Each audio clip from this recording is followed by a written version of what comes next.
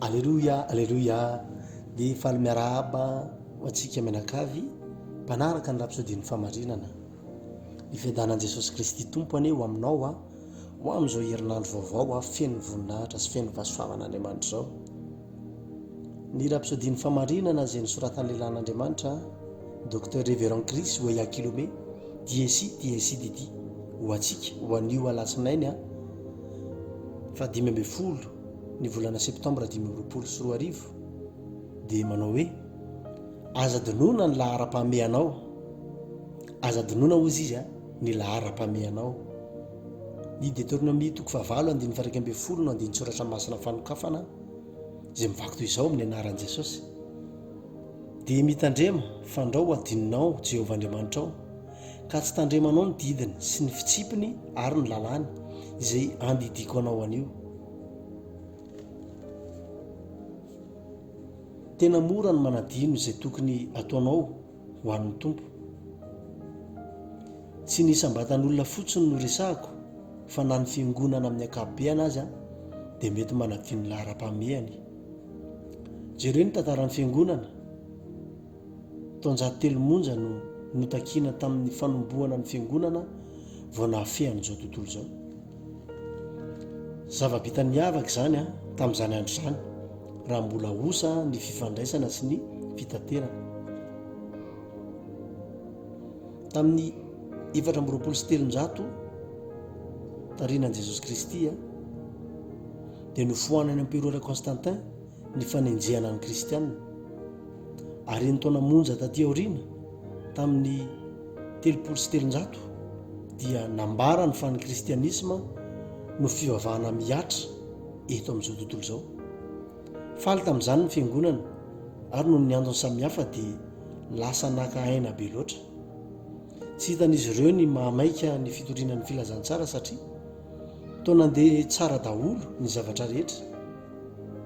Ny olona rehetra tonga mpivavaka hoy ny eritreretin'izy ireo, fa Jesosy tsy tonga mba hanorina fomba fivavahana. Tiany ny olona rehetra ho voavonjy marina tokoa.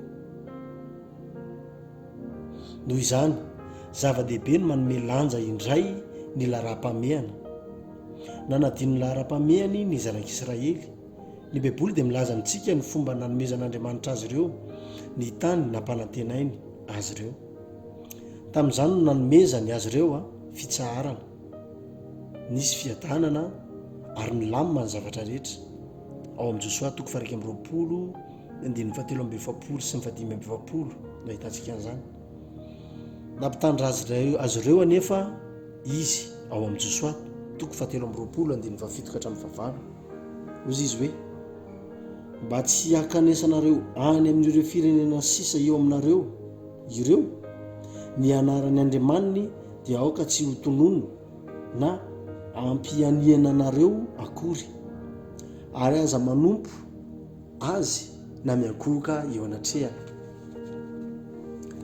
Niezaka nanaraka izany fampitandremana izany tao anatin'ny fotoana fony Israely, fa voatarika nanompo andriaman-kafa ihany noho ny farany. Izany no nitranga rehefa tsy ny mamonjy fanahy isika, manomboka voasarika izao tontolo izao ny fiangonana. Ao anaty fotoana fohy manomboka liana amin'ny tolotrasa mahasarika azy ireo isika sy ny fandraharana mampilendalenda. Misintona antsika hatrany izy ireo mandrapahatonga antsika anadino fa tokony mpamonjy fanahy isika. Izay no ahitanao kristianina tsy afaka tonga any am-piangonana ny alahady satria tsy maintsy mandeha miasa. Ny sasany mitsahatra tsy niangona intsony satria miroborobo ny fandraharany ary tsy maintsy mandeha mivezivezy foana. Ny olona toy izany dia nanadino ny lahara-pamehany. Aza velo izao tontolo izao hisarika anao ho any amin'izany mahaliana azy. Aza dino ny lahara-pamehanao. Azony ny fahamasinan'ny fiombonana sy ny fanoloran-tena ho an'i Kristy sy ny zava-panahy. Mitohiza mamonjy fanahy foana mialohan'ny zavatra rehetra sady lehibe indrindra dia kristianina ianao.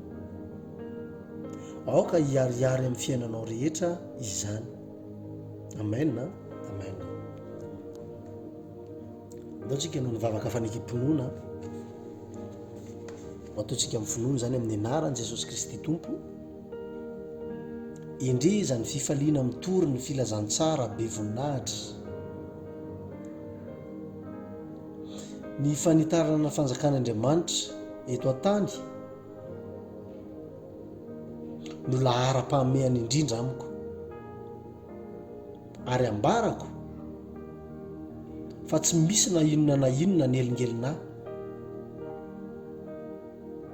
amin'ny fanakanako ny heriko hisintona ny olona avy ao amin'ny maizina ho amin'ny mazava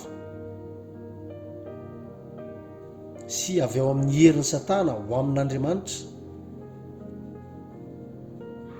ka hahatonga azy ireo hompony ny fanjakan'Andriamanitra mandrakizay. Amen, amen.